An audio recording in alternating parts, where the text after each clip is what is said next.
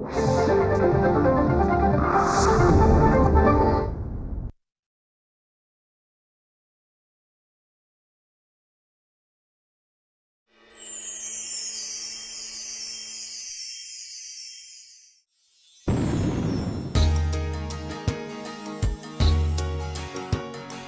वामनाने बळीराजाला पाताळी धाडले, त्या वामनाने बळीराजाला पाताळी धाडले.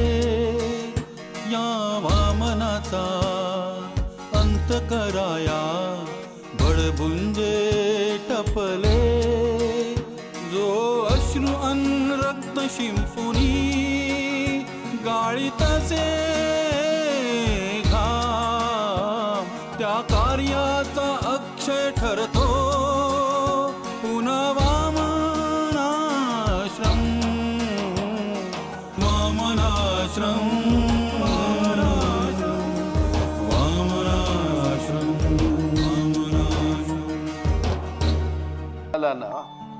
आपल्या मालकाने वामनरावांनी 1 महिन्यापूर्वी पत्र दिलं. त्या पत्रामध्ये म्हणजे अपॉइंटमेंटच आहे म्हणा ना त्याची. त्याला ट्रस्टी म्हणून नेमा आणि त्याला अकाउंटंट म्हणून नोकरीवर ठेवा असं स्पष्ट लिहिलेलं आहे. कोणतरी एक नवीन पाहुणा आलाय. हे तुम्हाला कसं कळलं? आज सकाळी आमच्या घरी येऊन गेला. माईला आणि आनंदला भेटला. मला सांग, या विश्वासनं आश्रमाच्या मॅनेजिंग बोर्डात कधी इंटरेस्ट दाखवला? अजिबात नाही. उलट आश्रम आहे त्याला थोटांड वाटतं.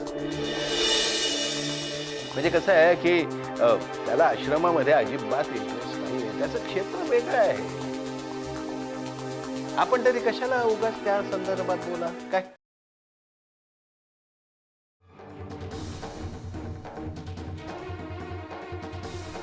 काका, अरे काका सॉरी हा, फार वेळ वाट नाही बघावं लागेल. अरे नाही श्याम, अरे महत्वाचं म्हणजे तू माझं काम केलंस ना. काम होतं जाऊ, काही काळजी करू नका तुम्ही. काय तुम्ही आता बघितलं एवढा कसला विचार करत होता? नाही रे म्हणजे तो नवीन पाहुणा जो आलाय सिद्धार्थ आचार्य त्याचा. हा हा म्हणजे काळजी करताय तुम्ही त्या मुलाची? तसं नाही रे, म्हणजे आपण ठरवल्याप्रमाणे. हा बोल. नाही बोल. हे बघा, आपण इथे एवढ्या मोठ्या राजाला शहरातून पळवून लावला आहे. बारकी बारकी त्यादी काय करणार आहेत? नाही रे, पण या उंटाची चाल, तिरपी चाल कुठे चुकता कामा नये आपली. नाही चुकणार, अजिबात नाही चुकणार. आणि समजा तशी वेळ आलीच ना, तर आपण या सिद्धार्थचा बंदोबस्त करू. 6 महिने हॉस्पिटलमध्ये झोपवून ठेवू त्याला. नाही, तो शेवटचा उपाय झाला रे. महत्वाचं म्हणजे हे फाइंड आउट केलं पाहिजे की हा सिद्धार्थ नक्की कोणाचा माणूस आहे, वामनरावांचा की आणखीन कोणाचा. कोणाचाही माणूस का असे ना, तो काय फरक पडतोय? नाही म्हणजे एनिवे काका, ठीक आहे, हे 10,000 रुपये आहेत. हो, थँक्यू. हे त्या जाधवला द्या आणि त्याचं तोंड बंद करा. हो, पहिलं त्याचं तरी कामं जी आहे ना ती मार्गी लावा तू. बस. आणि 1-2 दिवसात माझं दुसरं एक डील फायनल होईल. हो, त्यानंतर मी उरलेले 15,000 तुम्हाला देतो. नाही करतो, अगदी तू म्हणतोस तसं सगळं करतो. Thank you very much. आणि त्या सिद्धार्थची एवढी काळजी करू नका तुम्ही. नाही. हे बघा, मी काय करतो, मी त्याच्यावर लक्ष ठेवतो. तुम्ही तुमच्या वतीने त्याच्यावर लक्ष ठेवा, त्याच्या फोनवर लक्ष ठेवा. हवं तर एक माणूस त्याच्या मागे लावा. महत्वाचं असतं म्हणजे यांना मी भेटलो, कोणाला विश्वासरावना सकाळी भेटलो. आताही भेटणार ना? आता मी त्यांना भेटणार आहे. बरं, हां. तुम्ही एक काम करा, त्यांना सांगा की आपल्या खास मंडळाची मीटिंग लवकरात लवकर अरेंज करा. बरं. आणि हां, इथे या आश्रमामध्ये नको, मी बाहेर कुठेतरी अरेंज करतो. वा. आणि त्या मीटिंगच्या वेळेस मी त्या बिल्डरला सुद्धा बोलावतो. अरे वा, छान. बडा बिल्डर आहे बरं का काका. असं नाही का? वा, छान. तुम्ही आता लवकरात लवकर या सगळ्या रिकाम्या जागा भरायला सुरुवात करा. अगदी लगेच. अगदी या 2 महिन्यामध्ये सगळी तयारी करून हो ठासून भरा आयटम. अगदी. हां, तू काळजी करू नको. बरं, मी आता येतो. हो, ये. काय ना, आमचा म्हातारा हल्ली फार संशयाने बघतो माझ्याकडे. नाही, येतो मी. हो, ये. भेटतो परत. हो, भेट.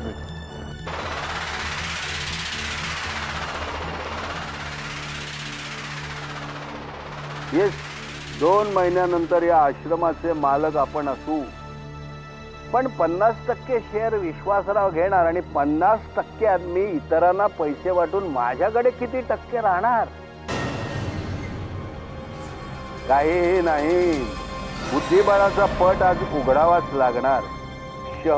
मात आणि शेवटी फक्त मात आणि हा राजा जिंकणार.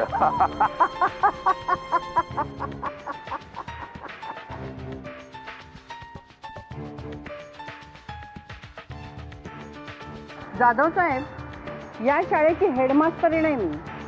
आणि मरेपर्यंत तुम्हीच हेडमास्टर राहणार, हा माझा आणि सेक्रेटरी कामतांचा शब्द आहे.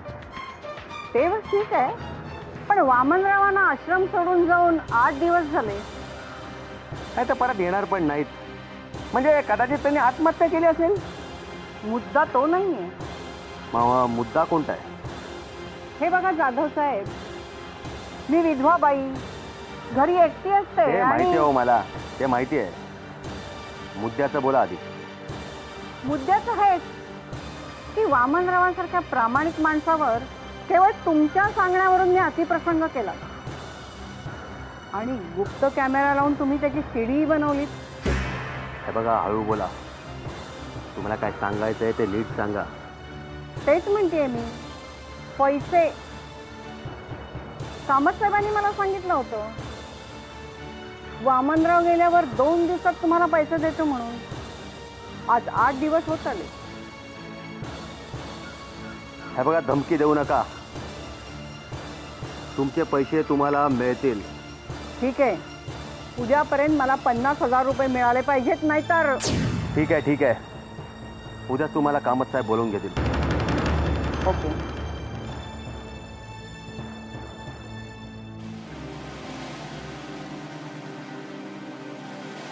माईवरी, या बसा. प्रथम मला क्षमा करा. खरं तर बाप्पा गेल्यावर मी तुम्हाला भेटायला हवं होतं, पण माझा धीर झाला नाही. भेटून तरी काय करणार होतात तुम्ही? ओ, झाल्या प्रसंगातनं मी अजून सावरलेलीच नाहीये. ते असे एकाएकी का निघून गेले हाच प्रश्न भेडसावतोय मला.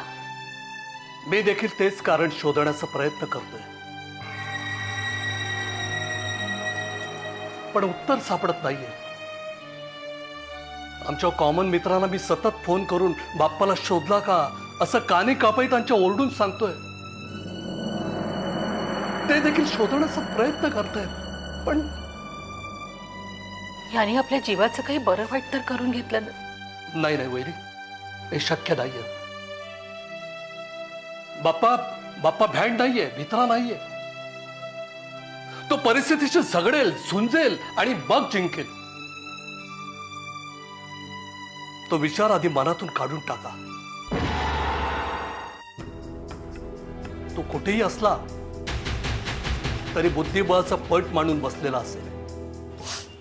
अहो, पण ते इथे सुद्धा तो पट मांडू शकले असते ना. अगदी बरोबर आहे तुमचं वैरी, अगदी बरोबर आहे. पण त्याच्या विरोधकाने त्याच्यावर अशी काही पाळी आणली असेल की आश्रम सोडून जाण्यापासून त्याला दुसरं कसलं गत्यंतर नसेल. पण मी म्हणते कशासाठी? पैसा. बाई वहिनी, पैसा हा फार वाईट.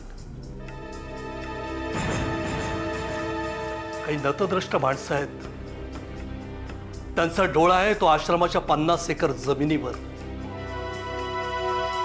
बाप्पाचा मोफत शिक्षण देण्याचा आदर्श त्यांना भिकारी करेल असं त्यांना वाटत असेल.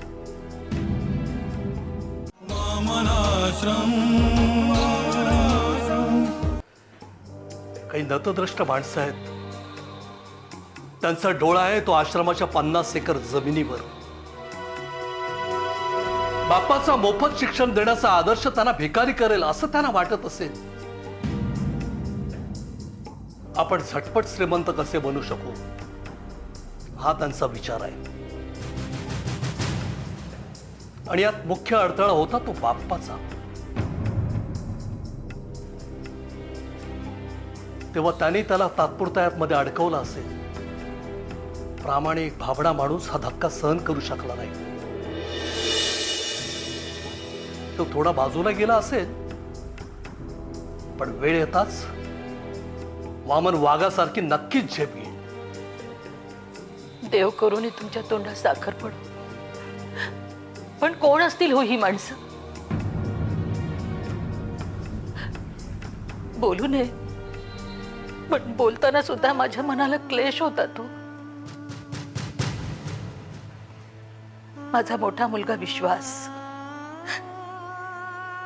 सारखा यांच्या मागे याने तगादा लावला होता. जमीन विकूया, जमीन विकूया, क्लासेस काढूया, पैसे कमवूया. अच्छा, म्हणजे विश्वास आणि जादव हे मित्र आहेत तर. पण नुसता तर्क करून चालणार नाही, काहीतरी पुरावा हाती लागला पाहिजे. मग शोधा ना, लवकर शोधा, म्हणजे कळेल तरी. हो, त्यासाठीच मी तुमच्याकडे आलो वहिनी. बाप्पाच्या मागे त्याचं चेअरमन पद तुमच्याकडे जातं. ते तुम्ही स्वीकारा, म्हणजे या प्रकरणाचा छडा लागेल.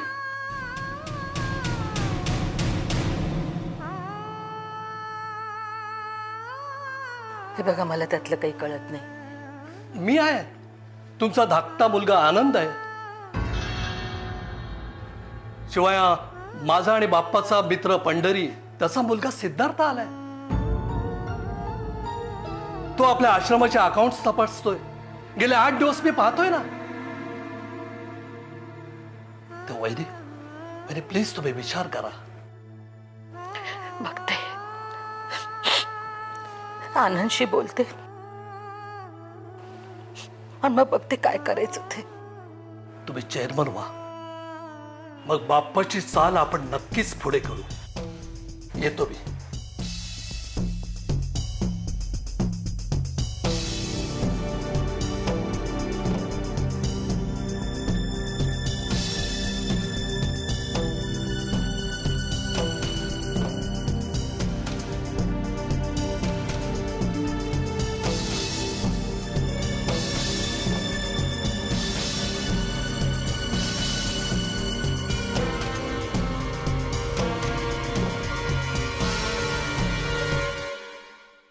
एक चतुर नार बड़ी होशियार, एक चतुर नार बड़ी होशियार, मेरे मन के द्वार वो घुसत जात, हम फसत जात.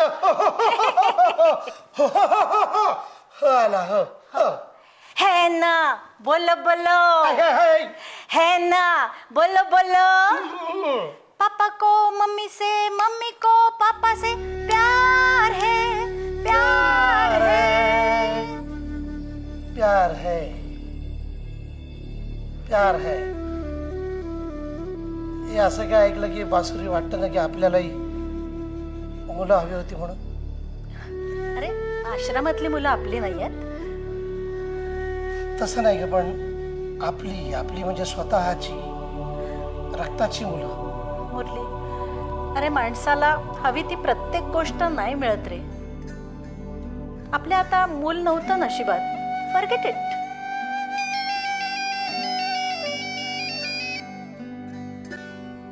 हॅलो हॅलो, नमस्कार. मी आनंद बोलतोय.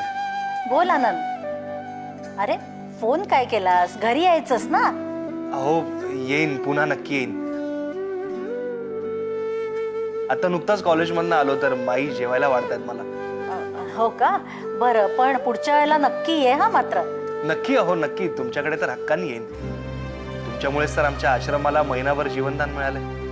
अरे, त्यात आम्ही काही केलं नाही. अरे, तुमच्या बाप्पांचं कार्यच एवढं मोठं आहे.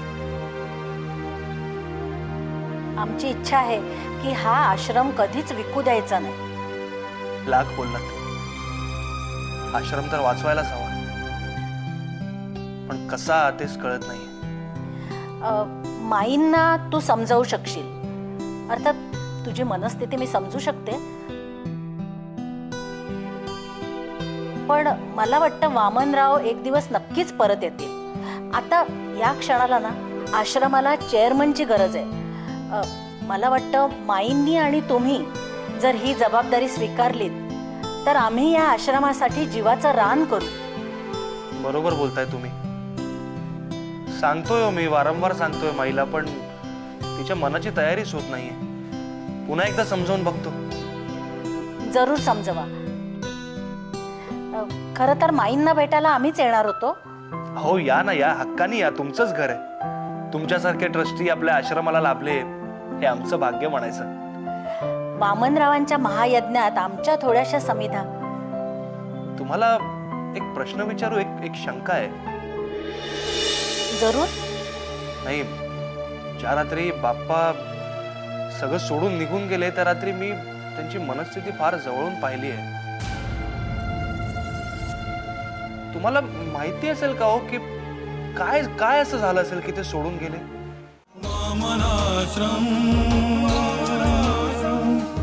ज्या रात्री बाप्पा सगळं सोडून निघून गेले त्या रात्री मी त्यांची मनस्थिती फार जवळून पाहिली आहे. तुम्हाला माहिती असेल का हो की काय काय असं झालं असेल की ते सोडून गेले? हा आमचा तर्क आहे की हा आश्रम कुणाला तरी विकायचा आहे. कोणाला? आम्हाला वाटतं की ट्रस्टी जाधव आणि कामत, पण त्यांच्या मागेही आणखी कोणीतरी आहे. माझा दादा विश्वासराव? मी तर्क करून बोलले. हा नवीन आलेला मुलगा सिद्धार्थ, त्याच्याबद्दल काय मत आहे तुमचं? या क्षणाला मुलगा सरळ आणि प्रामाणिक वाटतोय. त्याला दिलेलं अकाउंट्सचं कामही तो अगदी सरळ करतोय. आता जेव्हा ट्रस्टींची मीटिंग होईल तेव्हा त्याचे विचार कळतील. त्यातून तुमच्या वडिलांच्या मित्राचा तो मुलगा, त्यातून वामनरावांनी त्याला स्वतः पत्र लिहून दिलंय. पण हा सांगतोय तसा खरंच हा बाबांच्या मित्राचा मुलगा आहे की नाही कसं कळणार आपल्याला? सोपं आहे. त्याच्या वडिलांचा लंडनचा पत्ता आणि फोन नंबर शोधून काढायचा आणि फोन करायचा. पण जर तो खरंच असेल तर वामनराव हरवल्याची बातमी त्यांना सांगावी लागेल. आणि मला वाटतं यात थोडी घाई होतीये. एक्झॅक्टली, बरोबर बोलताय तुम्ही. आपण एक काम करूया, आपण त्याच्यावर वॉच ठेवूया. जरूर. बरं, मी ठेवू फोन? पुन्हा काहीही अडचण आली तरी नक्की घरी या. हा, नक्की ठेवतो.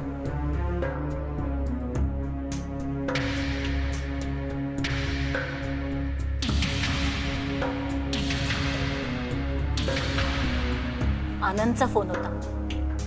मुरली, आनंद सारखा मुलगा प्रत्येक आई वडिलांना असायला हवा रे.